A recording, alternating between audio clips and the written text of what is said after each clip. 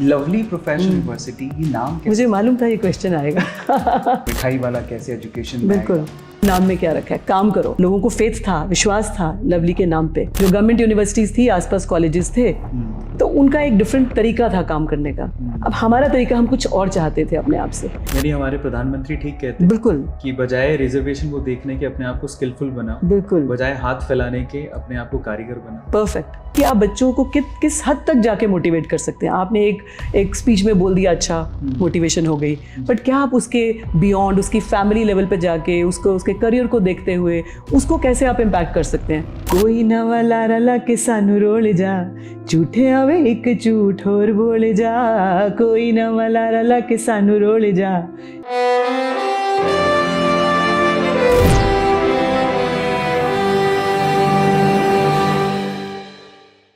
LPU नाम तो सुना होगा। एक ऐसी यूनिवर्सिटी जिसने एजुकेशन और स्टूडेंट वेलफेयर के फील्ड में बहुत अच्छा काम किया, जिसकी वजह से गवर्नमेंट ऑफ इंडिया ने उसे यूनिवर्सिटी ऑफ एक्सीलेंस का अवार्ड भी दिया। इसके अलावा ये यूनिवर्सिटी इंडिया की टॉप 50 यूनिवर्सिटीज में शुमार है। इसके अलावा इनके एलुमना में नाम आता है नीरज चोपड़ा का, the golden man in fact we can say, and Shehnaz Gill as well. इतने इन्फ्लुएंसिंग पीपल, इतने इन्फ्लुएंसिंग लोग यहाँ से निकले हैं, यहाँ से पढ़ाई करके निकले हैं। और आज मुझे मौका मिला है यहाँ पर उनके मेन कैंपस जालंधर में आकर उनके प्रो चांसलर से कम्युनिकेट करने का, पॉडकास्ट करने का। आज हमारे साथ हैं वन एंड ओनली मिस रश्मि मित्तल। आज उनके साथ हम लोग दी अरविंद अरोड़ा शो के एपिसोड शूट कर रहे हैं। उनसे बहुत सारे सवाल करेंगे। सबसे खास बात, इनको CEO मैगजीन ने द मोस्ट इन्फ्लुएंशियल वुमेन का खिताब दिया है। Please welcome miss Rashmi Mittal. Thank you so much. First of all, the most influential women. पहले मैं इस अवार्ड के बारे में बात करना चाहता हूँ, बिकॉज ये जो लाइन है, मोस्ट इन्फ्लुएंशियल वुमेन, बहुत बड़ी बात है। और वुमेन एम्पावरमेंट में अगर देखा जाए तो आपका नाम कहीं ना कहीं सुनहरे अक्षरों में लिखा जाएगा, और इसी वजह से आपको ये अवार्ड मिला है। मैं जानना चाहता हूँ कि आपकी जो जर्नी है, आपके अकॉर्डिंग कौन कौन से इन्फ्लुएंशियल वर्क किए हैं जिसकी वजह से आपको ये नवाजा गया इस अवार्ड से? मुझे लगता है कि अगर आप दिल से काम करते हैं, कोई भी शिद्दत से काम करते हैं और ग्राउंडेड होके ग्राउंड लेवल पे काम करते हैं, तो आई थिंक सक्सेस अपने आप मिलती है। सो अगर मेरी जर्नी भी देखेंगे, जब से मैंने स्टार्ट किया अपना करियर, चाहे वो एज फैकल्टी किया, फिर एज स्मॉल एडमिनिस्ट्रेटर किया, तो धीरे धीरे बिगर रोल्स मिलते रहे। बट हर में आई थिंक एक ही इच्छा होती थी कि कैसे बच्चों के फेसेस पे स्माइल्स लाएं और कैसे कंट्रीब्यूट कर सके उनकी ग्रोथ में।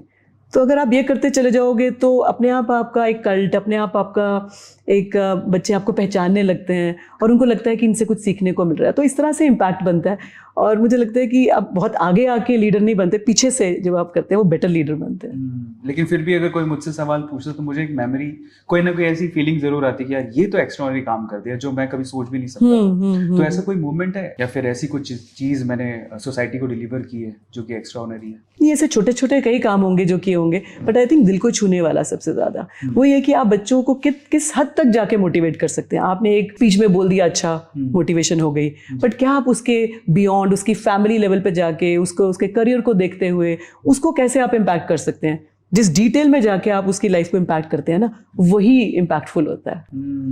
दिल से जुड़ना।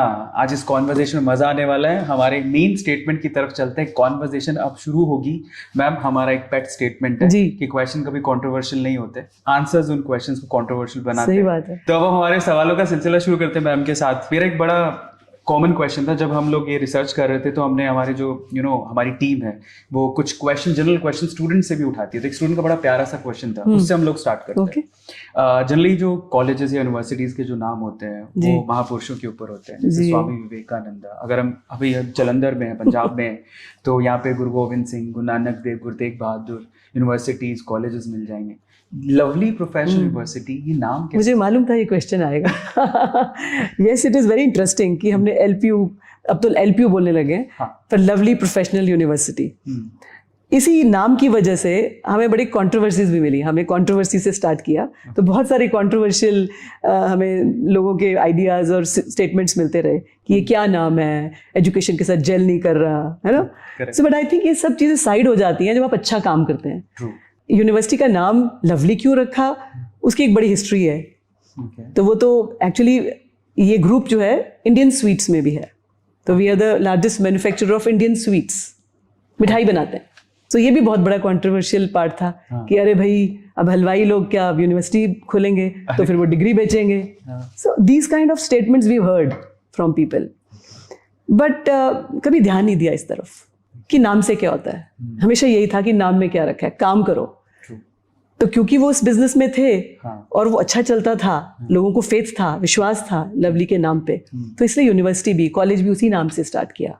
पहले एक नाम ट्राई किया, जब सब लोगों ने कहा, लोगों की बातों में आए, तो लगा कि नहीं कुछ और नाम रखते हैं, तो हमने उसका इंडियन इंस्टीट्यूट ऑफ मैनेजमेंट नाम रखा. जब हमने मैनेजमेंट प्रोग्राम स्टार्ट किया, लोगों को पता ही नहीं था कि कौन आया ये. एलपीयू में, जलंधर में, पंजाब में सब जानते थे, लेकिन जब वो लिखा कि प्रमोटेड बाय लवली ग्रुप, तब suddenly people recognized and realized the importance of this university and college.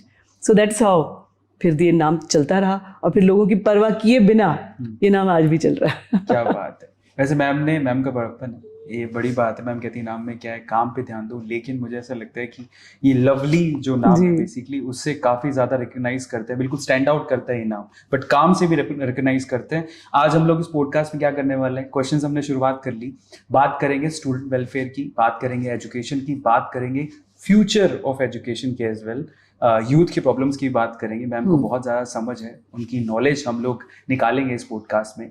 आपने कहा, एक और मेरे क्वेश्चन दिमाग में आया अचानक से कि इनिशियली आपको बहुत प्रॉब्लम्स आई जी, कि एक मिठाई वाला कैसे एजुकेशन में आएगा.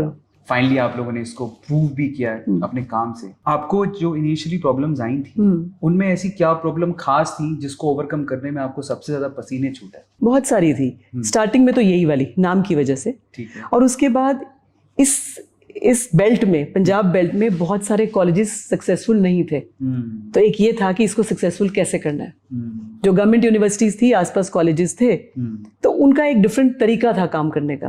अब हमारा तरीका, हम कुछ और चाहते थे अपने आप से. सो उस तरीके को एस्टैब्लिश करना भी एक चैलेंज था. So to bring students from all over the India and outside India was also a challenge. कि अगर आप चाहते हैं कि अच्छा एक डाइवर्सिफाइड यूनिवर्सिटी बनानी है, तो अगर आपको हर देश से, प्रदेश से, हर कंट्री से आपको बच्चा चाहिए, तो उसके लिए अलग तरीके की एक प्रोफेशनल अप्रोच चाहिए. वो करने के लिए भी दिक्कतें आई. दूसरा, जब सब बच्चे डिफरेंट कंट्री से स्टूडेंट्स जब आते हैं, तो एक अलग दिक्कत होती है कि आप उनको कैसे एक जगह पे, एक छत के नीचे कैसे उनको स्टे करवाएं. क्योंकि चैलेंजेस वो भी हैं. कभी पंजाबीज ने कभी देखे नहीं होंगे कि स्टूडेंट्स फ्रॉम नॉर्थ ईस्ट हैं या और जगह से कंट्रीज के स्टूडेंट्स आ रहे हैं, तो उनके साथ कैसे बढ़ाएं, कैसे दोस्ती बनाएं. तो वो बड़ा चैलेंज था. तो आज आप देखेंगे एलपीयू में इतनी बढ़िया डाइवर्सिटी है कि 35,000 स्टूडेंट्स एक रूफ के नीचे सब प्यार से रहते हैं. सो आई थिंक वो इनिशियली जो दिक्कतें जिसको हमने पार किया बड़े प्यार से, तब हम यहाँ पहुंचे. पर एक क्वेश्चन और मेरे दिमाग में ऐसी आया कि पंजाब, स्पेसिफिकली जलंधर में यूनिवर्सिटी, वो भी एजुकेशन की बात कर रहे हैं, वो भी इतने बड़े लेवल पे. पंजाब में जहाँ जितना एनवायरनमेंट है वो एजुकेशन का थोड़ा नहीं है. यहाँ पे लोग म्यूजिक के ऊपर, शोशा के ऊपर, घूमने के ऊपर, इन सब पे ज्यादा फोकस करते हैं. फॉरेन जाने के ऊपर बिल्कुल बिल्कुल ज्यादा फोकस करते हैं. वहाँ पे इतने सारे कोर्सेज, आई थिंक अगर आप लोगों ने देखा हो, एलपीयू में 200 से ज्यादा कोर्स प्रोग्राम्स चलते हैं. बिल्कुल. इतनी बड़ी सोच रखना और इसको पॉसिबल बनाना कैसे हो पाया? आई थिंक यही हमारा शायद विजन भी था. स्टार्टिंग में जब स्टार्ट किया तो यही फीलिंग थी कि यार इधर इस पार्ट में कोई यूनिवर्सिटी अच्छी नहीं है, प्रोफेशनलिज्म नहीं है. सबको भाग के साउथ में जाना पड़ता है. सो इसलिए सोचा कि एक एजुकेशनल इंस्टीट्यूशन ऐसा होना चाहिए पंजाब में, दिस पार्ट, कि जहाँ पे इतने प्रोग्राम्स हो, बच्चे हर जगह से आए. तो ये विजन रख के ही हम चले थे. अब खास बात ये है, मैं आपको बताता हूँ, जहाँ पहले यहाँ के बच्चे साउथ पढ़ने जाते थे, अब केरला, जहाँ तक मैंने डेटा सर्च किया, केरला से बहुत बच्चे यहाँ पर आते हैं. कैसे आते हैं जरा वो भी पूछ लेते हैं. अगर आप केरला या साउथ से हैं, तो एलपीयू में ऐसा क्या है जो आपके लिए बेनिफिशियल है, उसके बारे में बात कर लेते हैं. मैम, केरला से बहुत बच्चे, बिल्कुल, केरला से हर स्टेट से हैं बच्चे. और अगर आप देखें तो आंध्रा और तेलंगाना से ही 10% बच्चा होएगा एलपीयू का.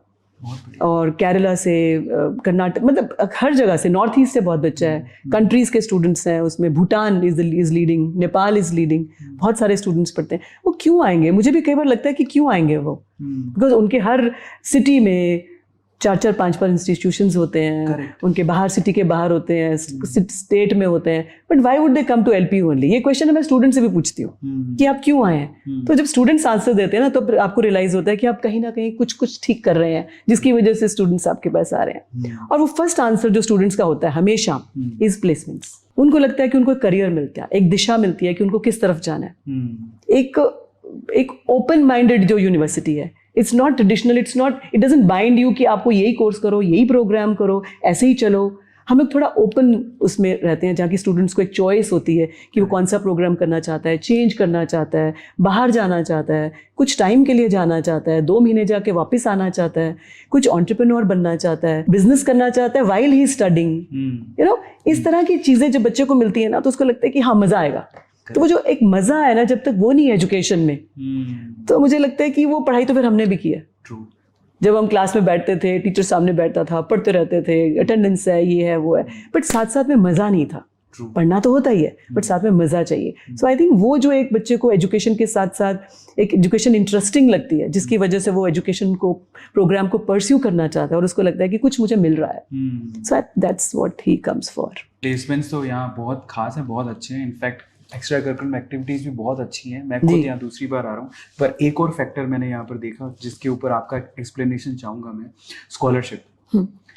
स्पेसिफिकली मैंने देखा कि आप एलपीयू के अंदर जिनके परसेंटेज या सीजीपीए काफ़ी अच्छा है, उनको बहुत अच्छी स्कॉलरशिप मिलती है। इस वजह से भी बहुत सारे स्टूडेंट एलपीयू को अपनी फर्दर स्टडीज़ के लिए ये भी है। तो वो थोड़ा सा बिल्कुल ठीक, इसीलिए भी है क्योंकि स्कॉलरशिप बहुत एकेडमिकली जो बच्चे अच्छे होते हैं उनको भी मिलता है, स्पोर्ट्स में अच्छे हैं, कल्चरल में अच्छे हैं। तो मेरे पास अराउंड, मेरे ख्याल से 1500 के करीब स्टूडेंट होगा जो फ्री पढ़ रहा होगा, बिल्कुल completely free, for who are enrolled in sports and cultural.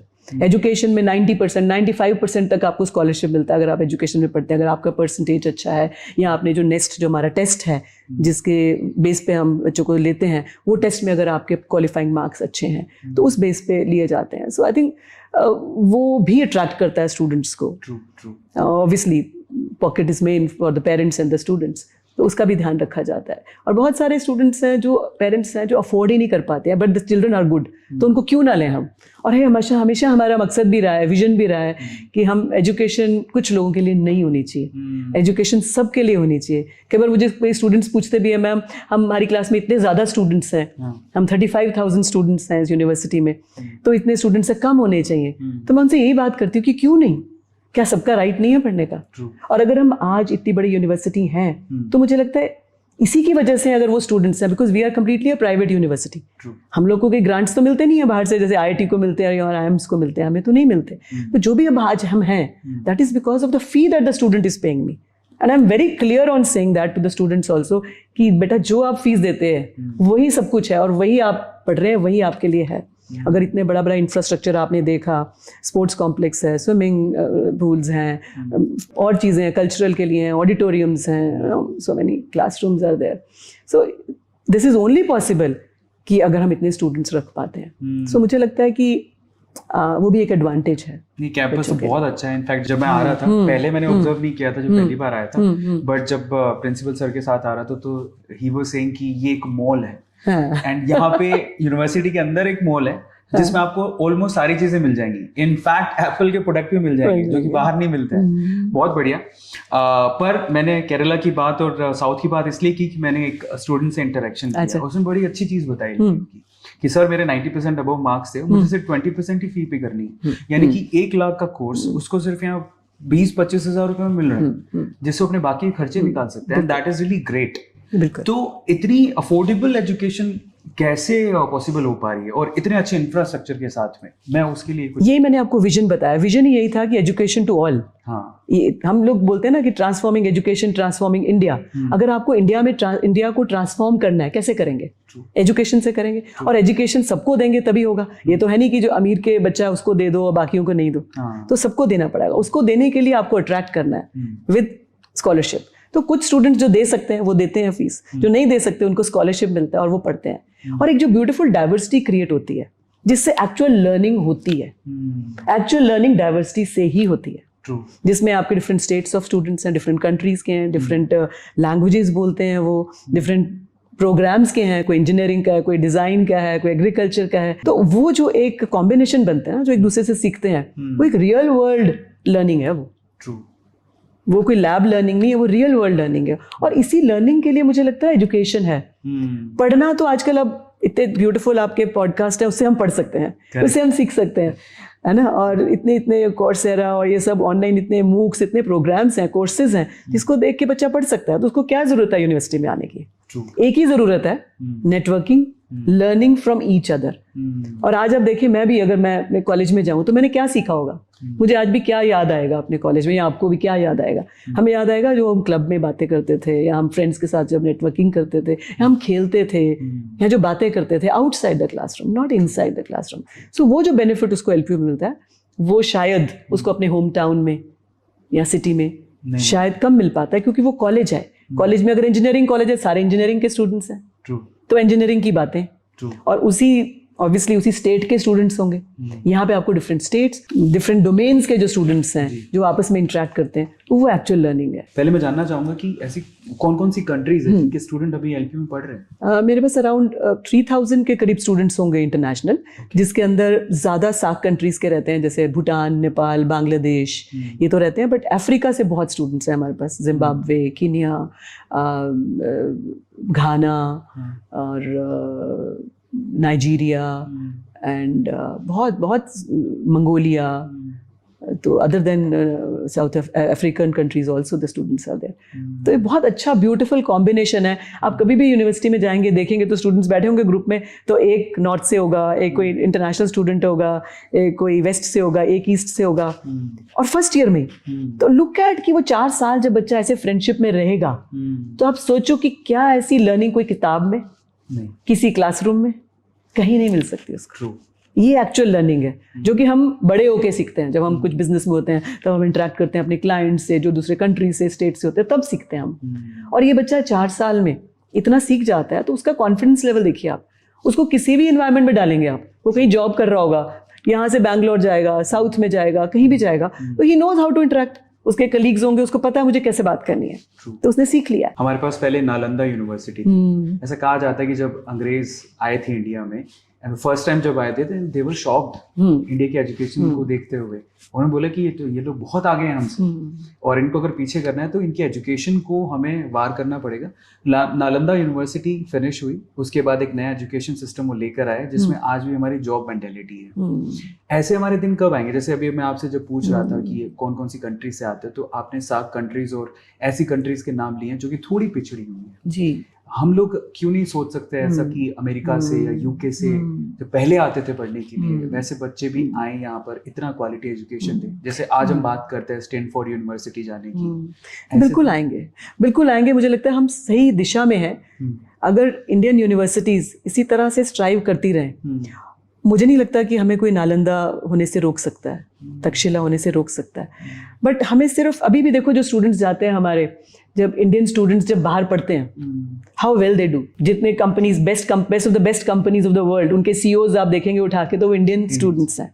तो क्यों, अच्छा तो कर रहे हैं। और बहुत सारे लोग चाहे यूरोप से, अमेरिका से, आज भी स्पिरिचुअलिटी के लिए किसको ढूंढते हैं? इंडिया में आते हैं वो, because they feel, they believe कि इंडिया में जो स्पिरिचुअल नॉलेज है वो है, तो इसलिए वो यहाँ आते हैं। तो कहीं ना कहीं वो रास्ता तो है, आवाजाही तो है, उसको सिर्फ हमने स्ट्रेंथन करना है कि हम किस तरह से। अभी योगा के प्रोग्राम्स में आप देखिए, there are lot of international students who would join yoga programs. तो कहीं ना कहीं वो आवाजाही है, लेकिन उसको सिर्फ हमने अपने कुछ प्रोग्राम्स को स्ट्रेंथन करना है। इंडिया इज नो लेस, और आजकल तो वैसे ही it's getting super power status. So हमें सिर्फ अपने आप में कमी थी कि अपने आप पे बिलीफ कम था इंडिया में, हम लोगों को अपने आप में। लेकिन हमें वो पुरानी नालंदा, तक्षशिला, उसको लौट के लाना है। अगर सब यूनिवर्सिटीज़ इसी तरह से मेहनत करें और देखें कि स्टेप बाय स्टेप हम अपने आप को कैसे इम्प्रूव करें, मुझे नहीं लगता कि बहुत दूर की बात नहीं है कि जब कंट्रीज़ लाइक अमेरिका, और अभी भी शॉर्ट प्रोग्राम्स के लिए तो स्टूडेंट्स आते हैं हमारे पास, अमेरिका से भी आते हैं, जहाँ पे हमारे स्टूडेंट्स वहाँ पे जाते हैं। एक्सचेंज प्रोग्राम्स होते हैं जहाँ पे वो लोग आते हैं यहाँ पे, and they feel very happy and great, they want to study here, they want to study here. We often talk to them, और वो ये कहते हैं कि हमने यहाँ पढ़ना है, हमें जहाँ छोड़ दो, हमें रहना है यहाँ पे एलपीयू में। बहुत बढ़िया। तो हम लोग फिर से विश्व गुरु बन सकते हैं, उसकी तरफ जा रहे हैं, और मैम भी ये सोच रही है। और अगर ये विजन पॉसिबल हुआ तो ऑब्वियसली एलपीयू के एफर्ट से भी हो सकता है। जी। अब हम अगले सवाल की तरफ चलते हैं, थोड़ी स्टूडेंट्स की प्रॉब्लम के ऊपर बात कर लेते हैं। 2020 में फिर से एजुकेशन पॉलिसी चेंज हुई। पहले तो मैं उसके बारे में जानना चाहता हूँ कि आपको क्या लगता है वो कितना रिलेवेंट है? मैं सबसे पहले अपने I want to thank government of India कि इन्होंने जो नेशनल एजुकेशन पॉलिसी जो इस बार बनी है, इट्स ब्रिलियंट, बहुत ही अच्छी है। हम लोग इस पे पहले ही काम कर रहे थे, LPU was already doing it, लेकिन हमारे लिए बड़ा इजी हो गया अब, क्योंकि पॉलिसी आ गई है। पहले हम कुछ कहते थे फैकल्टी को कि हमने स्किल पे कुछ प्रोग्राम्स करने हैं जो कि तुम क्लासरूम टीचिंग से उसको चेंज कर दो, क्लासरूम टीचिंग ना करो, हम बच्चे को बाहर भेजेंगे और वो सीख के आएगा स्किल, उसके बेसिस पे उसको मार्क्स दे दो, यहाँ से कर दो। तो टीचर्स बोलते थे नहीं नहीं ये तो हो नहीं सकता, ये तो गलत है, नो यूजीसी क्या कहेगी, गवर्नमेंट हमें ये कहेगी। बहुत सारे ऐसे रिस्ट्रिक्शंस हमें फेस हुए स्टार्टिंग में, लेकिन अब तो एनईपी है, तो हम बोलते हैं कि देखो यहाँ लिखा है ना, तो अब बड़ा इजीली हम उसको कर पाते हैं। सो जैसे हम लोगों ने पहले स्टार्ट किया था कि किस तरह से आप अपने कोर्सेज चूज कर सकते हैं, किस तरह के आपको एक इंजीनियरिंग अगर स्टूडेंट है वो कितने कोर्सेज आउटसाइड हिज करिकुलम वो करता है, चाहे वो योगा है, चाहे वो फोटोग्राफी है, चाहे वो एंटरप्रेन्योरशिप है, वो इतने कोर्सेज वो कैसे कर पाता है, is because of those kind of openness जो उसको मिलती है कि वो कोर्सेज में से चूज कर सके। सो ये भी हम एनईपी पॉलिसी हमें बता रही है। सो मुझे लगता है कि बहुत गवर्नमेंट ने ये बहुत अच्छा काम किया है, जिसकी वजह से एटलीस्ट स्ट्रक्चर हो गया, एटलीस्ट ये हो गया कि सभी यूनिवर्सिटीज और इंस्टीट्यूशंस को ये करना पड़ेगा। सो अब हम फोकस हो गए हैं, और आई एम श्योर जो हमने पहले भी बोला कि हम उस तरफ बढ़ रहे हैं। फिर यानी हमारे प्रधानमंत्री ठीक कहते हैं बिल्कुल कि बजाय रिजर्वेशन वो देखने के अपने आप को स्किलफुल बनाओ, बिल्कुल, बजाय हाथ फैलाने के अपने आप को कारीगर बनाओ। परफेक्ट, क्या बात है। बट जो पॉलिसी अभी आई है जी, आपके हिसाब से आपको क्या लगता है कि उसमें और कौन से 2 या 3 चेंजेस करे जाने चाहिए जिससे फ्यूचर और अच्छा होगा? देखो चेंजेस तो हमेशा आते ही रहने चाहिए। जनरेशन स्मार्ट हो रही है, तो उसकी वजह से हमें भी स्मार्ट होना पड़ेगा उनको पढ़ाने के लिए। सो आई थिंक गवर्नमेंट उस चीज पे सोच भी रही है। बट कुछ ऐसी चीजें हैं जो मुझे लगता है कि और की जा सकती हैं। जैसे एक्रेडिटेशंस करते हैं हम, जैसे रैंकिंग्स होती हैं, तो रैंकिंग्स में आने के लिए आपको कुछ स्ट्रक्चर होता है, वो आप फॉलो करते हैं, तो उसमें काफ़ी चीज़ें यूज़ हो जाती हैं, उसमें आप बन जाते हो, तो आप एक लेवल पे आ जाते हो। जैसे एलपीयू का है, टाइम्स हायर एजुकेशन रैंकिंग्स हैं, या इम्पैक्ट रैंकिंग्स हैं, जिसमें सेकंड है एलपीयू इंडिया में। तो इस तरह की रैंकिंग्स में जब आप आते हैं तो आपके कुछ पैरामीटर्स हैं जिसमें आप फुलफिल कर ही लेते हैं। लेकिन उसके अलावा बहुत सारे ऐसे पैरामीटर्स हैं जो शायद उस तरह की रेटिंग्स में नहीं है। जैसे स्पोर्ट्स है, बहुत कम है उसमें। आप देखेंगे कहीं पर भी एनआईआरएफ रैंकिंग या नैक में भी कहीं पर भी स्पोर्ट्स को बहुत इंपॉर्टेंस नहीं है। So, लेकिन एलपीयू ने उसको बहुत से, जैसे आपने नीरज चोपड़ा का जिक्र किया, या और हमारे हॉकी के स्टूडेंट्स थे जो हमारे टीम में थे, जो जब हमने मेडल जीता इस बार इतने सालों के बाद इंडिया के लिए, और या हमारे पैरालंपिक्स में भी हमारे स्टूडेंट थे यहाँ। तो ये हम तभी कर पाए कि हमने 2008 की बात है, जब मैं अपने बेटा, जो मेरा बेटा यूएस में पढ़ता था, उसके कॉलेज में गए हम लोग, तो देखा कि वहाँ पे यूनिवर्सिटीज़ में से सारे जो स्पोर्ट्समैन निकल रहे हैं। फिर हमने सोचा कि हम क्यों नहीं। तो उस टाइम से आई थिंक 2009 में हमने फर्स्ट पॉलिसी बनाई थी जिसमें हमने highest degree of scholarships was given to sportsman. फिर हमने वो किया, फिर हमने इंफ्रास्ट्रक्चर स्पोर्ट्स का बनाया, और फिर काफ़ी इन्वेस्ट किया उसमें कि नहीं स्पोर्ट्स को आगे लेके जाना है। तो देखिए उसके रिजल्ट्स हमें मिले। बट जो रैंकिंग्स हैं उसमें स्पोर्ट्स का वो कम है। तो मुझे लगता है अगर हम वो करेंगे तो हम देश के लिए और मेडल्स ला पाएंगे, यूनिवर्सिटीज और कंट्रीब्यूट कर पाएंगी। एक तो ये मुझे लगता है करना चाहिए। और एक कहीं ना कहीं मेंटल हेल्थ जो अब बहुत इशू बड़ा बनता जा रहा है। Every third child, every third person you meet has some anxiety, some stress, और जो भी आप उसको नाम देना चाहें, कहीं ना कहीं कंफ्यूज्ड है वो बिकॉज ऑफ सोशल मीडिया और वट एवर, इतने ऑप्शंस उसके पास है, वो क्या करे और क्या नहीं करे, दिक्कत में। आई थिंक उसके लिए भी हम कुछ स्ट्रक्चर्ड, वैसे हमने रखा हुआ है, we have a school of happiness, हमने एलपीयू में है, जिसके अंदर स्टूडेंट्स अपनी कोई भी ग्रीवेंस, कोई प्रॉब्लम्स है उसको सेट कर सकते हैं। वी हैव साइकोलॉजिस्ट है हमारे पास 7 से 8, जिसमें वो स्टूडेंट्स को काउंसिल करते हैं। तो इस तरह की चीज़ें हैं, बट उसके लिए भी हम और गवर्नमेंट कर सकती है। दूसरी प्रॉब्लम है प्लेसमेंट। उसने जैसे तैसे एडमिशन लिया, स्टूडेंट कोई भी है जी, अपना हार्ड एंड मनी, इनफैक्ट उनके पेरेंट्स का बहुत मुश्किल से अलाउ करते हैं, लेकिन जब वो एजुकेट होकर निकलता है, डिग्री उसके हाथ में, लेकिन फिर भी उसको प्लेसमेंट नहीं मिला, उसको कहीं जॉब नहीं मिली। इसके बारे में एलपीयू क्या कर रहा है? देखिए प्लेसमेंट्स के लिए एलपीयू बहुत कुछ कर रहा है। मैं आपको बताती हूँ, स्टार्टिंग में प्लेसमेंट्स मतलब सिर्फ जॉब्स नहीं है। ओके, पहली बात तो है उसमें हम हमेशा ये बोलते हैं कि करियर इंपॉर्टेंट है। अगर आप इन्फ्लुएंसर है, दिस इज ऑल्सो करियर, है ना। तो आप उस दिशा में बढ़े, चाहे आप इंजीनियरिंग करने के बाद ही पढ़े, लेकिन एक एक आपको एक लर्निंग हुई जिससे आपने सोचा कि मुझे ये करना है, उस तरफ बढ़ने के लिए अगर आपकी यूनिवर्सिटी आपको हेल्प करती, अगर वो बोलती कि okay what do you want to become, अगर उस टाइम आप बोलते कि मुझे इन्फ्लुएंसर बनना है और उस तरह से वो आपको व्लॉगिंग या और ब्लॉगिंग या और चीज़ें सिखाते, so I think you would have been a better के अब तो आप हैं बिकॉज आपने एक्सपीरियंस ले लिया। बट एक आपके जैसे जो न्यू कमर है उसको इस तरह का एडवांटेज मिलेगा। सो ये हमने किया है अभी फर्स्ट ईयर में ही है कि एक स्टूडेंट एक पहले डिसाइड करता है कि मुझे कौन से प्रोग्राम में एडमिशन लिया है, उस हिसाब से वो इंजीनियरिंग, ऑब्वियसली अगर इंजीनियरिंग की है तो इंजीनियरिंग तो करनी ही है, उसके अलावा वो क्या करना चाहता है, what he wants to be in product management, he wants to be in service, he wants to be in some other field, किस में जाना चाहता है, उस हिसाब से उसको क्या स्किल लेना चाहिए। उसका कम्युनिकेशन अच्छा होना चाहिए, उसका से अगर वो एंटरप्रेन्योर बनना चाहता है तो उसको कुछ सीड मनी उसके पास होनी चाहिए, कोई उसके पास कोई बिजनेस आइडियाज़ होने चाहिए, ये सब होना चाहिए उसको। तो वो सब लिखता है कि मुझे ये भी करना चाहिए, second priority, third priority, he would write that. और उसके बाद वो देखता है क्या स्किल सेट वो बनाता है अपने लिए, फिर टीचर उसको वेट करता है कि ठीक है तुम्हें अगर 50-60 लाख का पैकेज चाहिए तो तुम्हें प्रोडक्ट कंपनी में जाना है तो तुम्हारे को ये स्किल सेट भी होना चाहिए।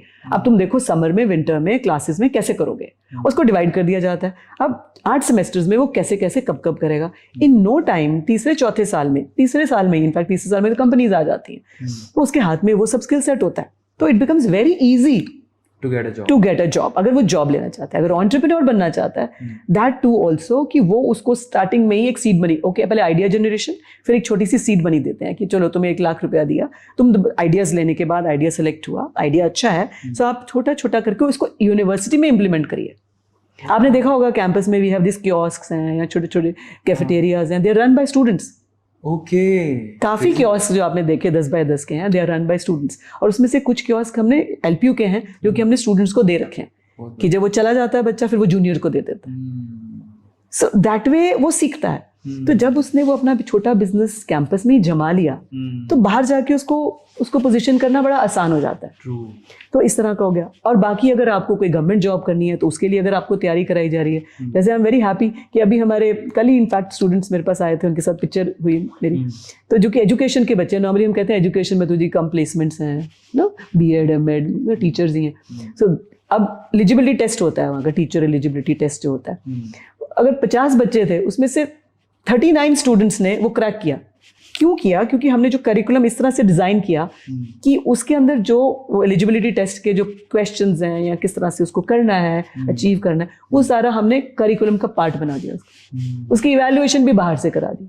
क्या बात। तो वो स्टूडेंट कहता है कि मुझे लगा कि मैं जो जैसे असाइनमेंट दे रहा हूँ वही वैसे मैंने बाहर टेस्ट दिया and he could crack that. So इस तरह के छोटे छोटे चेंजेस करके मुझे लगता है कि हम उसको करियर की तरफ उसको पुश करते हैं कि अगर आपको फोटोग्राफी करनी है तो अगर आपने एक इलेक्टिव लिया है फोटोग्राफी का, उसके साथ आप फोटोग्राफी में क्या करना चाहते हैं, वर्कशॉप्स करनी है तो वो उसको दी जाती हैं। या अगर आपको उस कैमरा खरीद के आप उसको कोई यूनिवर्सिटी के अंदर कोई प्रोजेक्ट लेना चाहते हो, आप यूनिवर्सिटी का प्रोजेक्ट भी या बाहर का प्रोजेक्ट भी, and how do you make money, ultimately तो वैलिडिटी उसी से आनी है। अगर आपने लैब में कुछ कर भी लिया, अगर आपको उससे पैसा नहीं मिल रहा है या आपको कुछ रिकॉग्निशन नहीं मिल रही, तो आपको कभी भी नहीं लगेगा आप सही रास्ते में हैं। अगर आपने व्लॉगिंग की, आपने कुछ बनाया, कंटेंट बनाया और आपने सेल किया और वो बिक गया, पैसा मिल गया आपको, तो आपकी सही दिशा में जा रहे हो आप। सो दैट इज एक्चुअली मुझे लगता है करियर, जो कि अब वो 4 साल के बाद नहीं, वो पहले साल से ही शुरुआत करनी पड़ती है। फाइनली बात ये है कि जॉब ओरिएंटेड मत बनो, अल्टीमेटली आपको पैसा ही कमाना है, जिसके जरिए बहुत सारे जो एलपीयू में सपोर्ट होते हैं। तो आप जब यहाँ पर आते हो तो आपके एक्स्ट्रा करिकुलम के अलावा आपको सपोर्ट किया जाता है। 2020-2030 बोला जाता है, ऐसा माना जाता है कि इंडिया में स्टार्टअप डिकेड है। तो और मुझे बड़ा अच्छा लगता है जब मैं यंग यूथ से बात करता हूँ, जो हमारे टाइम में तो हम सोचते 10-20 हज़ार की नौकरी मिल जाए बहुत है, लेकिन आजकल के बच्चे 100 करोड़ 200 करोड़ फंडिंग की बातें करते हैं, स्टार्टअप की बातें करते हैं। सिनेरियो बहुत चेंज हो गया है। और आपने भी कहा कि आप उसको सीड फंड कर रहे हो 1 लाख रुपए। तो पहला तो ये सिनेरियो आपको कितना वैलिड लगता है, उसके प्रोज एंड कॉन्स क्या है, और दूसरा आप एलपीयू उसमें कैसे हेल्प करते हैं? ये देखो, प्रोज कॉन्स तो चलो हर चीज के होते ही हैं, उसमें यही होता है क्योंकि आप इसमें सोशल मीडिया बहुत इन्फ्लुएंस करता है।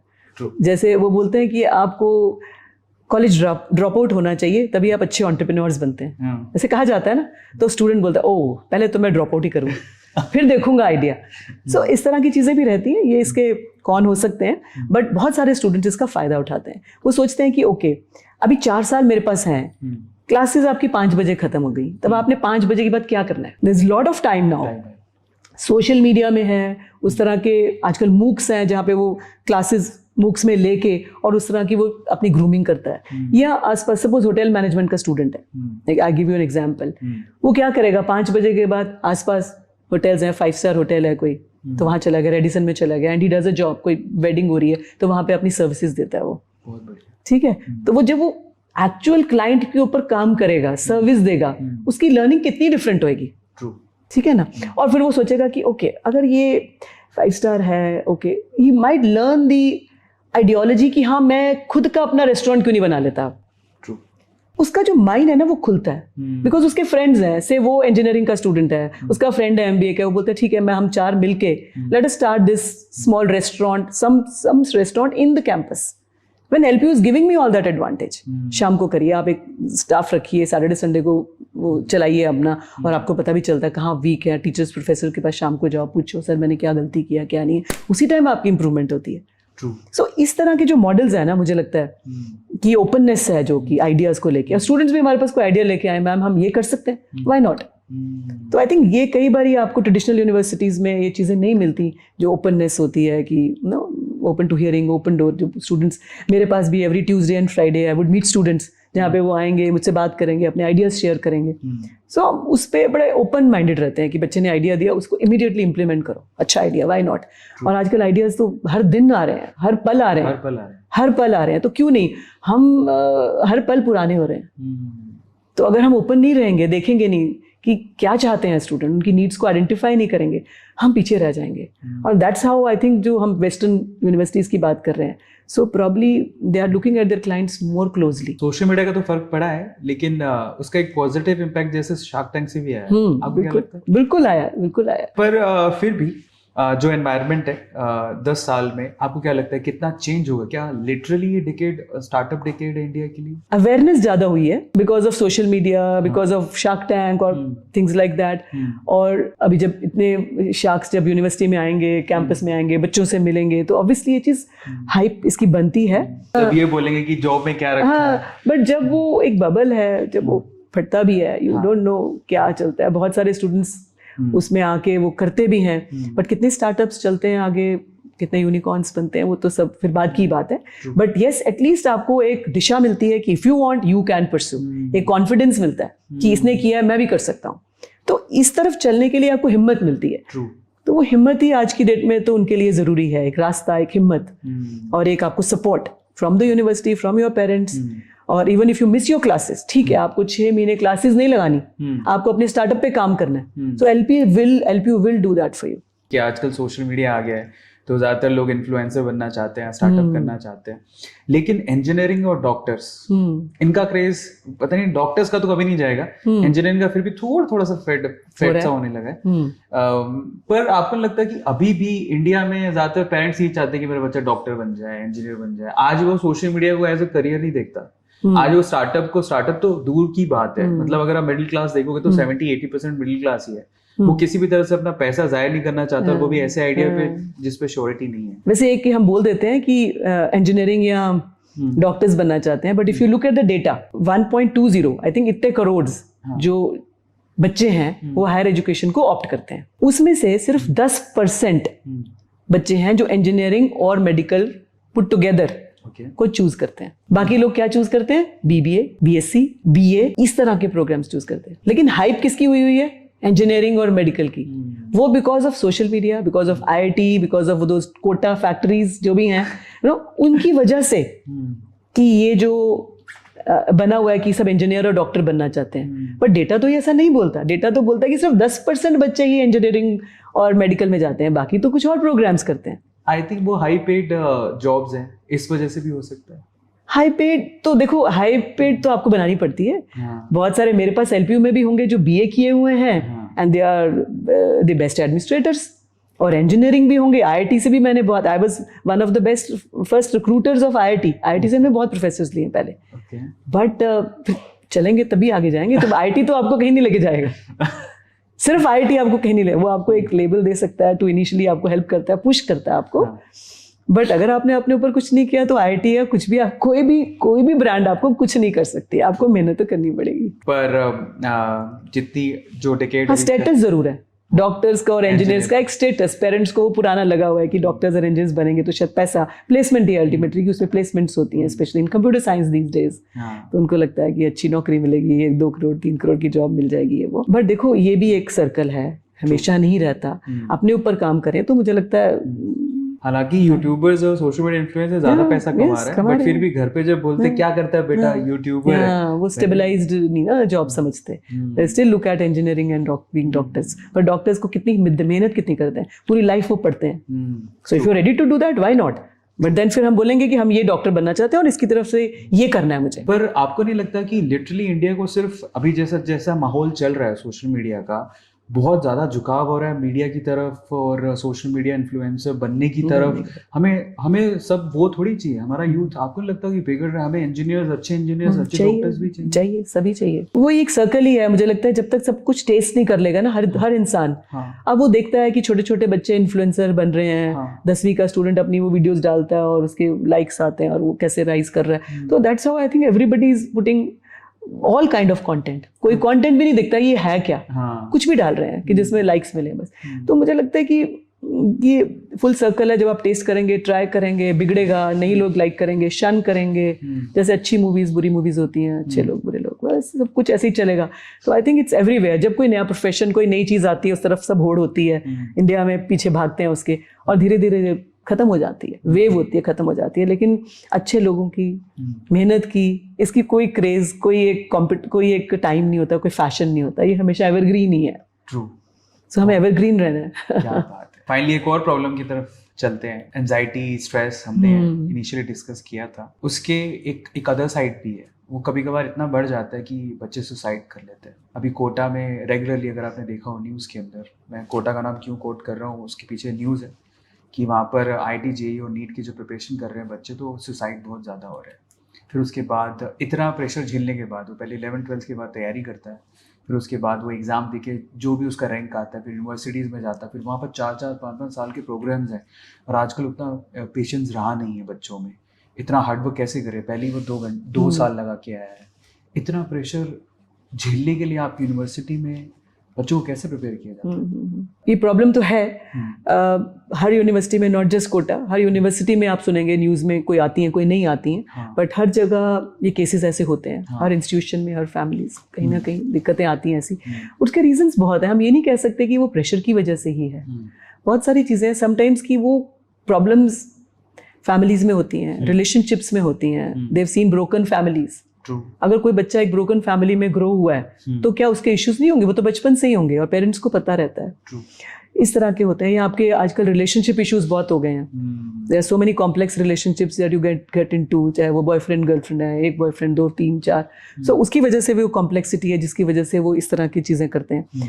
पढ़ाई का प्रेशर भी है, बट वो बहुत कम होंगे जो लोग सेंसिटिव हैं कि वो इतना प्रेशर नहीं ले सकते, या उनके पेरेंट्स की तरफ से प्रेशर है कि तुमने तो यही बनना है, नहीं बनोगे तो फिर वापस मत आना है। कुछ इस तरह की स्टोरीज भी सुनते हैं। बट आजकल बिकॉज ऑफ अवेयरनेस, मुझे नहीं लगता कि बच्चे सिर्फ इसके लिए ही सुसाइड कमिट कर रहे हैं। There are other reasons also. अगर डीपली आप जाएंगे तो वो मीडिया उसको करता है कि हाँ जी ये प्रेशर सिर्फ पढ़ाई का था या कुछ है, क्योंकि वो हमने मूवीज वैसी देख रखी हैं या कुछ ऐसा देख रखा है। बट मैं आपको इनसाइड पर्सपेक्टिव जो हम देखते हैं वो देखा है, तो there are lot of other reasons जो कि वो सामने नहीं आते। सामने तो फिर नंबर ही आते हैं ना, क्योंकि नंबर तो कम हुए होते हैं तो सोचते हैं शायद उसको प्रेशर था। कम क्यों हुए होते हैं? Because of other issues in the families, relationship issues, या आपका जो आपकी सेंसिटिविटी है ना हर चीज को लेने की, वो कम है। वीक हो आप, सेंसिटिव ज्यादा हो।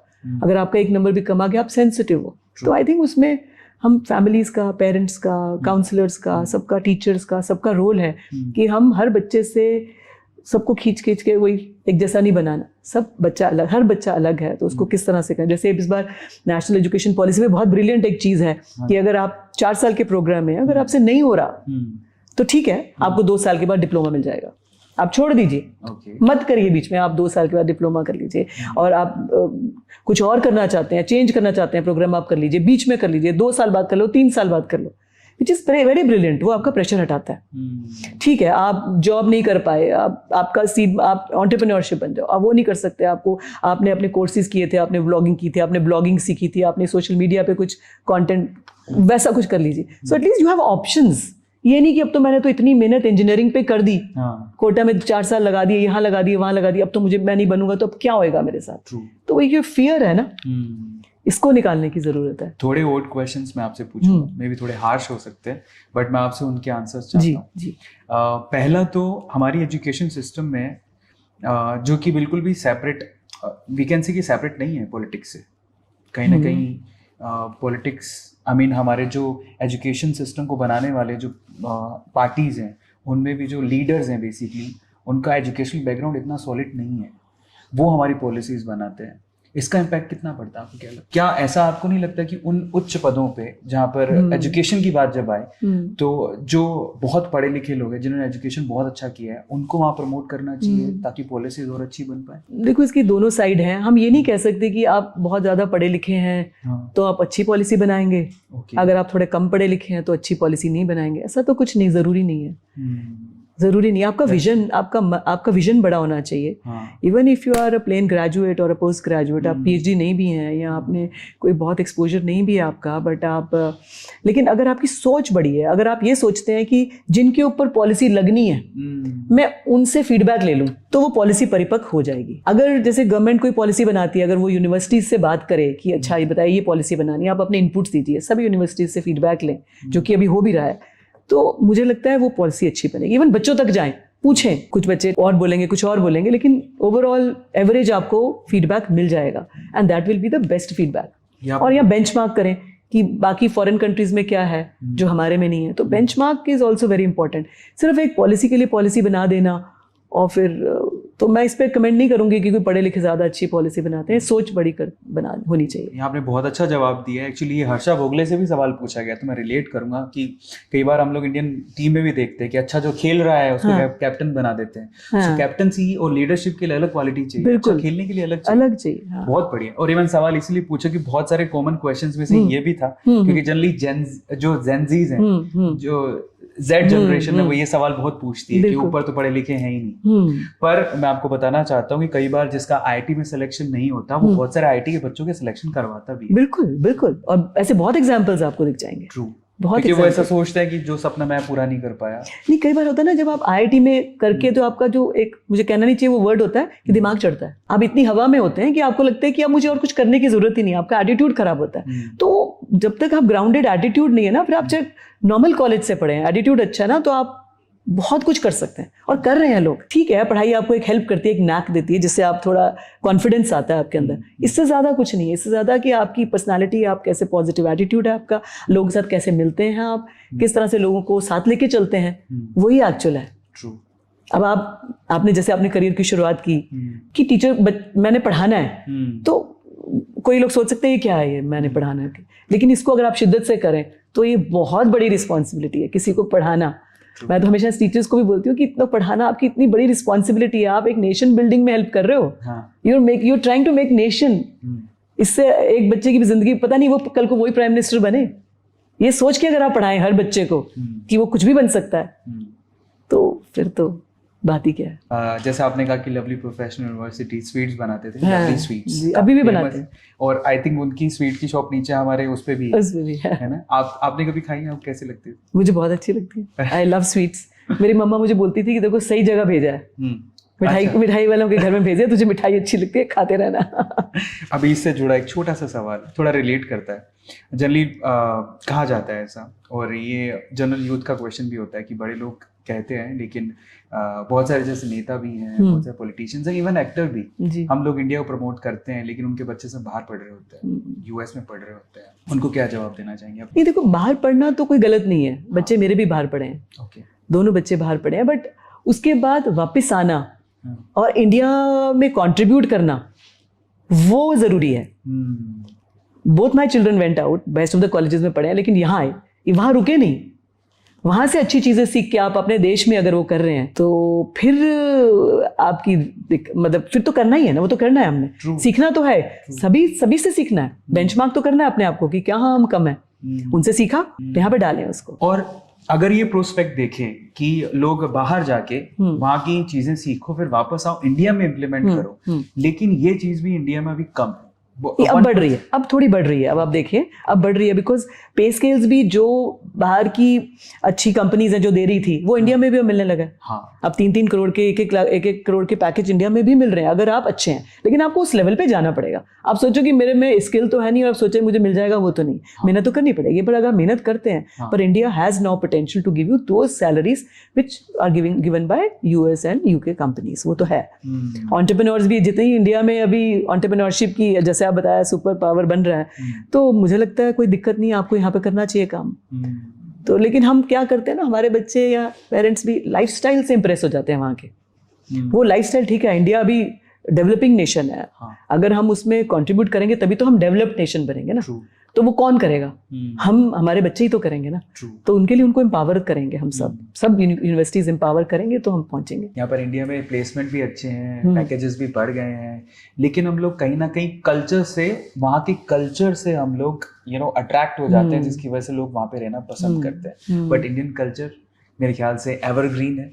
तो एलपीयू के कल्चर की बात कर लेते हैं। जैसे आपने कहा कि एलपीयू में स्टेट से ही नहीं, इंटरनेशनल लेवल से भी बहुत सारे देशों से बच्चे आते हैं पढ़ने के लिए, बट फिर भी हमारी जो हमारा कल्चर है, मैंने यूनिवर्सिटी में घूम के देखा, इंटैक्ट है।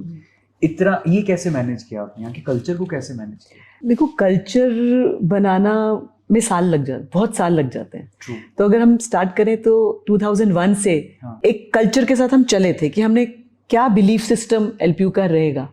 तो वो बिलीफ सिस्टम यही था, 1 lovely, beautiful, professional, discipline, hard work, इस तरह की चीजें थी जो हम हमेशा शुरू से हमारे माइंड में थी, ये तो करनी ही है। So hard working we were right from the beginning. तभी हमारी जो यूनिवर्सिटी है, 4 साल में यूनिवर्सिटी स्टेटस मिल गया था। पहले कॉलेज था, 4 साल में यूनिवर्सिटी स्टेटस मिल गया, जो कि नॉर्मली नहीं होता।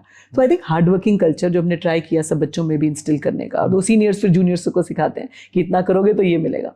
सो फ्री मार्क्स नहीं कहीं पर भी कि नहीं ये कर लो हो जाएगा काइंड्स, वो एटीट्यूड नहीं। एक डिसिप्लिन, टाइम मैनेजमेंट हो या डिसिप्लिन हर चीज के लिए ये करा। जैसे we have 0 tolerance in the campus to drugs and alcohol and all. तो ये शुरू से रखा है कि नहीं, उसके लिए 0 टॉलरेंस है। आपको बाहर भी भेजा जा सकता है, आप यूनिवर्सिटी से थ्रो कर दिए जाओगे बाहर। तो 2-3 साल वो कल्चर शुरू किया, अब वो बन चुका है, वो that's become a culture now, part and parcel of everybody's personality. उसको कहने की जरूरत नहीं है। आप देखेंगे शांति होगी, कोई खड़ा होकर ऐसे लड़ाइयाँ झगड़े नहीं करेगा, उसको पता है एक डर वो जरूरी है, वो आपको बनाता है, आपकी इंटेग्रल पार्ट बनता है आपकी पर्सनैलिटी का। तो इस तरह का कल्चर कोशिश करते हैं। एक बहुत इंपॉर्टेंट हमारे है कि डाइवर्सिटी को हम इंपॉर्टेंस देते हैं कि आपके फ्रेंड्स, आपके हॉस्टल में भी रूममेट्स आपके डिफरेंट स्टेट्स के होने चाहिए ताकि आप उनसे लर्न कर सकें। सो हमारा यही होता है कि 4 साल में आपने क्या सीखा other than what is happening in the classroom. तो वो भी एक कल्चर है, हार्ड वर्किंग कल्चर है, डाइवर्सिटी का कल्चर है, और एक अपॉर्चुनिटीज का कल्चर है कि हर बच्चे को 10 से 15 अपॉर्चुनिटीज मिलनी चाहिए, चाहे वो प्लेसमेंट की तरफ है, एंटरप्रेन्योरशिप की तरफ है, स्टेज की तरफ है।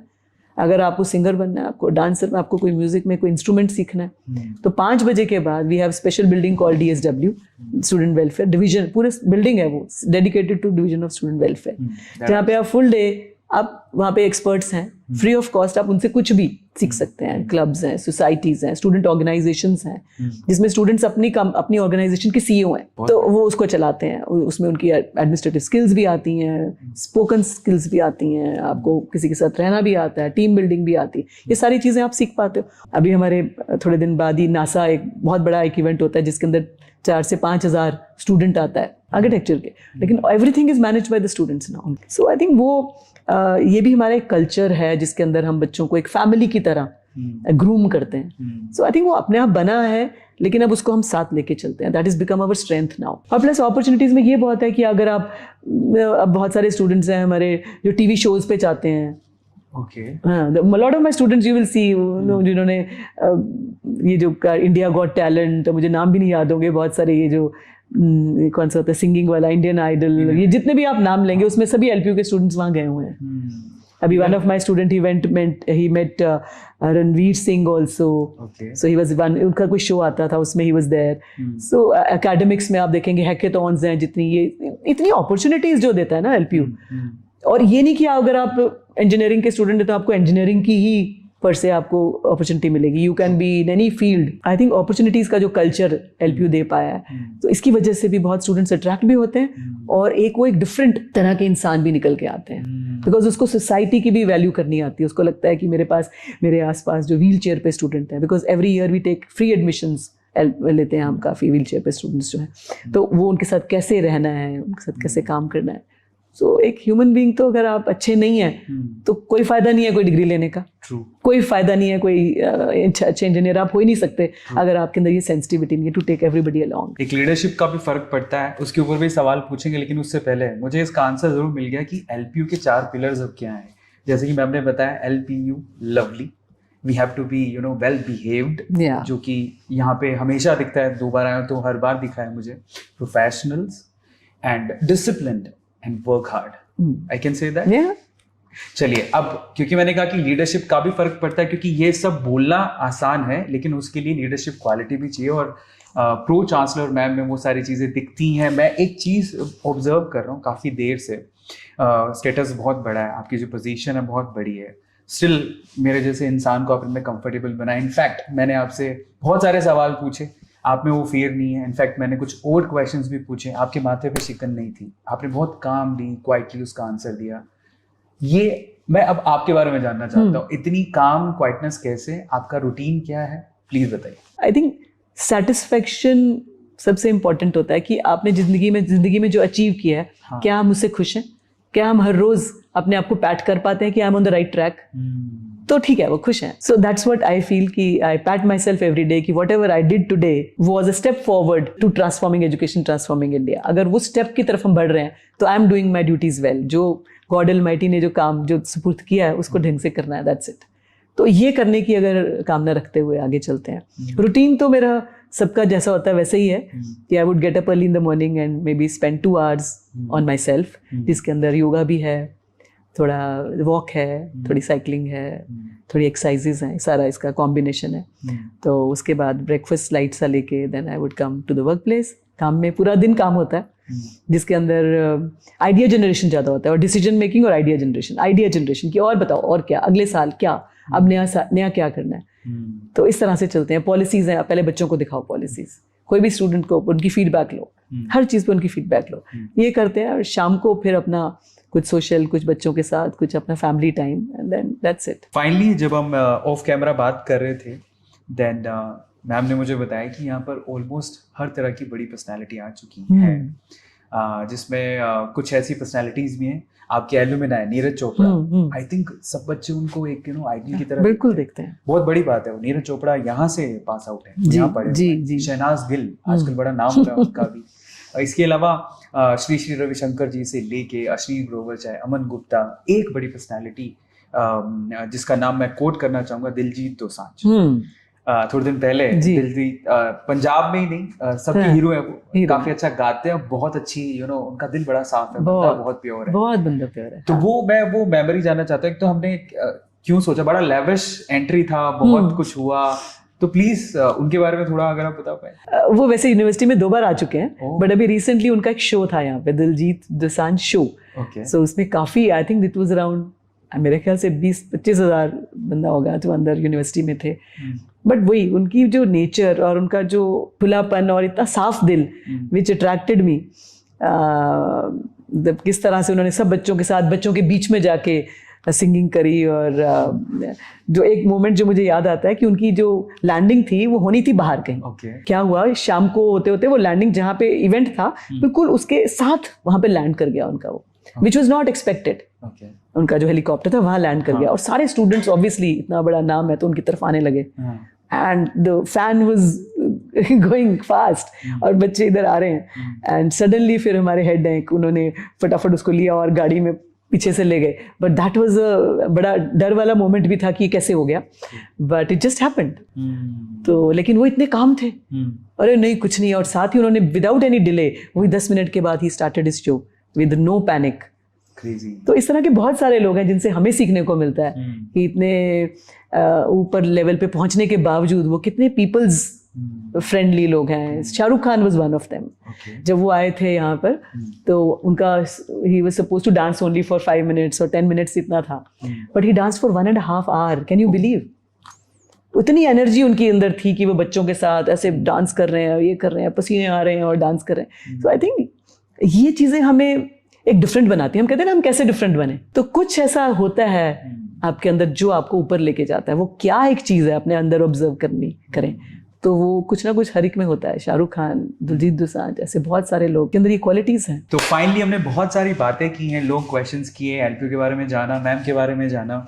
और अगर इसके अलावा भी कोई क्वेश्चन आपके दिमाग में आ रहा है कमेंट सेक्शन में लिखिए, हम यहाँ आते जाते रहेंगे. वो अगले सेगमेंट की तरफ चलते हैं. हमारा अगला सेगमेंट है पिक क्या कहती है. ओके. पहली फोटो लेते हैं. जब मैं रश्मि मैम के लिए बोल रहा था तो मैंने एक लाइन बोली थी कि एक CEO मैगजीन है, जिस मैगजीन ने मैम को द मोस्ट इन्फ्लुएंशियल वुमेन का खिताब दिया है. फोटो बहुत बहुत प्यारी है. जितनी मैम अभी मतलब यहाँ पे मैं देख पा रहा हूँ इतनी प्यारी लग रही है, वैसी ही फोटो में भी लग रही है आप. ये फोटो जी, इसके बारे में आपकी क्या मेमोरी है, प्लीज बताइए. इसके बारे में मेमोरी यही थी कि जब ये शूट के लिए आए, ये पिक्चर जब क्लिक की थी, भेजी थी उनको, they wanted a picture of mine. तो मैंने कुछ सोचा नहीं था कि ये ऐसे फोटोग्राफ आएगी. जब वो मैगजीन में आई तो I was like surprised and I was normal. मुझे surprised at the same time normal. But लेकिन बहुत सारे जब मुझे कॉल्स आए या मैसेजेस आए या मेरे रिलेटिव्स की पिक्चर्स आई, ये मुझे भेजी कि देखो हमने ये देखा, then I realize probably it was a big thing. उससे पहले मुझे नहीं लगा कि ये कोई बहुत बड़ी चीज़ थी और मुझे आज भी नहीं लगता. अगली पिक्चर की तरफ चलते हैं जो आई थिंक रिसेंट है. ओह, ये तो अभी की बात ही है. जब हमारे chief minister Punjab, he had come to the university. He is very generous, बड़े खुले दिल के हैं, मस्त पॉलिटिशियन है. और वैसे इनके अंदर ना पॉलिटिशियंस वाली कोई बात कम है. मे बी शायद because he is been on stage, तो इनके अंदर वो क्रिएटिविटी ज़्यादा है. एक उनका मुझे बहुत अच्छी चीज़ लगी थी जब वो यूनिवर्सिटी में आए थे. उस दिन हमारा एक व्हील चेयर पे स्टूडेंट्स का एक सेमिनार था. ओके.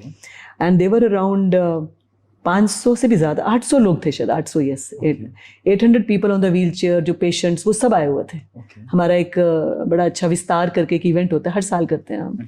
तो उसमें आए थे. तो इन्होंने हर स्टूडेंट के साथ वहाँ पे फोटोग्राफ क्लिक करी. सबको उन्होंने साइड कर दिया. उन्होंने सबको साइड कर दिया, मतलब ग्रुप्स में किया, सबको साइड कर दिया. उन्होंने ग्रुप्स में वो सब बच्चों के साथ फोटोग्राफ्स की, जितने बच्चे भी थे, किसी को भी नहीं जाने दिया. और सब इनका डिले भी हुआ सारा प्रोग्राम. बोलते नहीं, क्या बात कि इनके लिए तो ये आज का दिन है. नेक्स्ट फोटो ये भी रिसेंट है, आई थिंक अमन गुप्ता जी. ये और इनकी वाइफ दोनों आए थे अभी कैंपस में. तो बड़ा ब्यूटीफुल था. स्टूडेंट्स ने इतने क्वेश्चंस पूछे इनसे. एंड मुझे याद है एक बच्ची ने इनसे क्वेश्चन पूछा, उसको प्रपोज कर दिया स्टेज पे आके. स्टेज पे आके प्रपोज कर दिया. सो आई थिंक इस तरह की बड़े फनी मोमेंट्स भी हुए. And he was also very generous to give. और बड़ा अच्छा बच्चों के साथ डांस किया इन्होंने और बड़े अच्छे सजेशंस दिए स्टूडेंट्स को. आई एम श्योर कि बहुत बच्चों की लाइफ इनको सुनने के बाद चेंज हुई होगी. हमारा पिक क्या कहती है राउंड हो गया है खत्म. अब मेरे सबसे फेवरेट राउंड पे चलते हैं, जिसमें हम लोग क्वेश्चंस मेहमान से पूछते हैं, लेकिन समय कम देते हैं. Rapid fire round. ओके. तो पहला रैपिड फायर में सेक्शन है हमारा लाइकिंग और डिसलाइकिंग पे. आपको क्या पसंद है, आपको क्या नहीं पसंद है, उसके बारे में पहले बात कर लेते हैं. जी. पहला सवाल, फेवरेट बुक कौन सी? महाभारत. आपकी favourite movie? 3 Idiots. Next question, आपका फेवरेट एंटरप्रेन्योर? रतन टाटा. बहुत बढ़िया. Favourite country? India. I love my country. The best thing about LPU? The best thing about LPU is the environment, coexistence of so many students and faculty, which makes it great. Your favorite subject? Spirituality. Education system बहुत सारे हैं, तो your favourite education system across the nation? Education system में मुझे सबसे अच्छा वो लगता है कि हम किसी ना किसी तरीके से अगर क्लासरूम टीचिंग को कम करके, कम से कम करके, किस तरह से हम एनवायरनमेंट से उसको सिखाएं, रियल टाइम उसको सिखाएं, जो कि हम कोशिश कर भी रहे हैं, लेकिन उसको बढ़ाएं. अभी क्या, अभी भी उसका जो भी है 50% 60% टाइम तो क्लासरूम में जाता है. So how do we decrease the time and increase his time doing meaningful things outside, which is जो उसको एक्चुअल हेल्प करने वाली है जिंदगी में, वो कैसे बढ़ाएं? यस और नो. आपको सिर्फ यस और नो में ही okay. First question: Is a university degree necessary for success, according to you? No. Can anyone work part-time while attending university? Yes. In LPU? Yes. Do universities offer support services for student with disability in LPU? Of course. Yes. Absolutely. Do you think you would be a great leader? I want to be one. Do you have an embarrassing nickname? No. Next rapid fire round है 2 options, जिसमें आपको 2 option देंगे, जिसमें से एक option आपको choose करना है. First question: do you prefer large university और small university? I think a large university. Large university. Indian students और students from SAARC countries? Both are my hearts. How can I say one? Both. Lovely sweets और lovely professional university? LPU. Lovely professional university. Aman Gupta और Ashneer Grover? Both are good. Both have their own strengths. Ashneer was very candid and the way he talks, he attracts. And Aman was very thorough with what he wanted to say. So I think both were good. Neeraj Chopra और Shehnaaz Gill? Neeraj Chopra. Next question: pro chancellor और most influential women? No, Pro Chancellor. जो एक चीज आप हमेशा मांगती हैं जब भी आप अपने घर के मंदिर पे बैठी होती हैं? How can I help people? Wow. Make me an instrument to help more and more people. एक एडवाइस जो आप हमेशा, आपके सामने अगर कोई भी आता है, कोई प्रॉब्लम आती है, तो आप जनरली उनको देते डिपेंड्स कि कौन सी प्रॉब्लम है. हाँ. बट एक चीज तो है कि रिलैक्स, चिल करो, वो वाला relax. And because it's important, कोई भी आप जब रिलैक्स्ड होंगे, फोकस्ड होंगे, तभी आप डिसीजन बेटर ले पाएंगे. जिंदगी की कोई भी प्रॉब्लम हो, जब तक हम क्वाइट, शांत नहीं होंगे, तो डिसीजन ठीक नहीं आएगा. इसलिए शांत. What is the most creative thing जो आपको लगता है कि हाँ वो मेरी आर्टिस्टिक थिंग है और आप जनरली वो करते हैं? करती नहीं हूँ, पर मुझे लगता है कि मेरी वो थिंग थी, पर अभी मैं कर नहीं रही हूँ. That was singing. I used to sing. हाँ, अब मैं नहीं गा पाती हूँ, पता नहीं क्यों, गलत है. बट गाना चाहिए. But I will surely make sure कि वो फिर से गाऊं. क्या बात है. तो इसकी शुरुआत हम आज इसी शो से करते हैं फिर से. तो 2 लाइनें हम सुनना चाहेंगे. कोई भी आपके फेवरेट सॉन्ग की, या जो भी आप सुनाना चाहें. Okay. When I was in college I used to sing Punjabi songs. तो ठीक है, तो 2 लाइन पंजाबी. अब आएगा नहीं आएगा मुझे नहीं पता, बहुत साल हो गए गाया नहीं है. ठीक है. कोई नवा लारा ला के सानू रोल जा, झूठे आवे एक झूठ होर बोले जा. कोई नवा लारा ला के सानू रोल जा, झूठे आवे एक झूठ होर बोले जा. कोई नवा लारा ला के. Thank you. क्या बात है. फाइनली हमारे रैपिड फायर राउंड यहीं पे खत्म होते हैं. सब कुछ हमने फिनिश कर लिया. बहुत सारे सवाल हमने पूछे. इंटेलिजेंस चेक करने की जरूरत है नहीं, बट एक आध सवाल हम लोग उसमें से पूछ लेते हैं. हाँ, पूछ ले आपसे. पूछिए. चलिए, इंटेलिजेंट क्वेश्चंस थोड़े बहुत. If you were running a race and pass the person in second place, what place would you be now? If I pass I will be in the second position. क्या बात है. Next question. Some months have 31 days and others have 30 days. How many months have 28 days? All. Wow. All would have 28 days, of course. बढ़िया बढ़िया बढ़िया. हमारे जो president हैं, उनका नाम? Draupadi Murmu. Correct answer. Correct answer है. फोटो भी है इसके साथ. हम ये फोटो. यस. ये अभी रिसेंटली जब वो प्रेसिडेंट बनी थी तो हम मिलने गए थे. एंड बड़ी शांत पर्सनालिटी थी. और हमने इनसे बात की क्योंकि इन्होंने काफ़ी काम किया स्कूल एजुकेशन पे. तो हमने उस पर बात किया उनसे. तो it was a very fruitful talk with her कि किस तरह से हम आदिवासी जो जन हैं या बच्चे हैं उनको कैसे एजुकेशन के माध्यम से इम्प्रूव कर सकते हैं. उस पर हमारी काफ़ी चर्चा हुई. लास्ट से क्वेश्चन ले लेते हैं, एंड दैट इज, यहाँ पे बहुत सारी पॉलिटिकल पर्सनालिटीज आई हैं. इवन मैंने हमारे जो प्राइम मिनिस्टर है नरेंद्र, हाँ जी वो भी आए थे. उनकी भी फोटो देखी है. आपकी भगवंत मान जी की भी फोटो देखी, वो भी आए. मैंने राहुल गांधी को इन्वाइट नहीं किया. वो आए थे एक बार, बट कैंपस में नहीं आ पाए. वो बाहर से चले गए थे. वो उस टाइम वो उस पे थे, वो जो यात्रा कर रहे थे, जब वो पद यात्रा, उसमें then he passed LPU, but he didn't come inside because he had some engagement. Okay. He was supposed to come inside, but आए नहीं थे वो. बट बेस्ट मोमेंट था जब प्राइम मिनिस्टर आए थे. Okay. जब नरेंद्र मोदी जी आए थे तो बहुत अच्छा था. जो उनका ऑरा है, जो उनका गेट है, the way he walks is very nice, बहुत ब्यूटीफुल. और इंडियन साइंस कांग्रेस करके एक बड़ा इवेंट हुआ था, उसमें वो चीफ गेस्ट थे. तब वो आए थे. उन्होंने बहुत अच्छा नारा भी दिया था LPU से. तो वो हमें आज भी हम उसको यूज करते हैं, हम याद करते हैं. स्टूडेंट्स भी मिस करते हैं. It was very nice. पर एक कंट्रोवर्शियल क्वेश्चन है, छोटा सा है। जैसे पंजाब में किसी और पार्टी की सरकार है, हाँ। जनरली जब प्राइम मिनिस्टर आते हैं वो किसी और पार्टी से बिलोंग करते हैं, पार्टी का नाम कोट नहीं करना चाहता हूँ, लोग समझ जाएंगे। तो आपको नहीं लगता कि ये कभी फेवरिंग डिसफेवरिंग कभी नहीं, एजुकेशन मुझे लगता है एक ऐसा फील्ड है, एजुकेशन यूनिवर्सिटीज में नहीं ऐसा सोचा जाता। ठीक है, किसी स्टूडेंट के या फैकल्टी के किसी के माइंड में डिफरेंस हो सकता है, बट एज अ यूनिवर्सिटी हम इस तरह से सोच नहीं सकते। तो और मुझे लगता है कि कोई भी पार्टी के जब भी वो, चाहे वो पोजीशन में हो या ना हो, जब भी वो आते हैं पॉलिटिशियंस और वो बच्चों के सब जब समक्ष होते हैं ना, तो वो पॉलिटिशियन नहीं रहते, वो हो नहीं पाते। आप इतनी ऑडियंस के सामने आप क्या पॉलिटिक्स करेंगे, क्या बात करेंगे आप? जो क्वेश्चंस होते हैं ना बच्चों को, इतने इनोसेंट होते हैं कि आपको वो सही आंसर ही होते हैं फिर।